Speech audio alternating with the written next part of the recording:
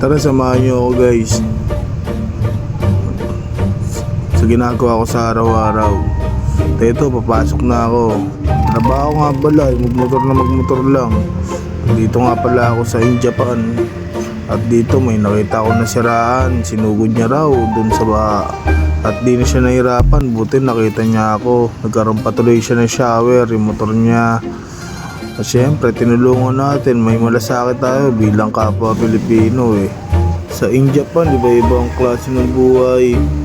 Ang bahay dito, nasa labas, may tent, parang camping lang. At syempre, dito sa Japan, mura ang gas. Napakamura ang gas dito. May halong tubig kasi. Dito sa Japan, marami ditong trabaho.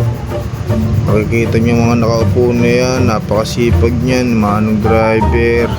At ito nga po ako, basang-basa sa ulan. At ito, nakita ko ngayon sa stoplight, yung mga magagaling na rider.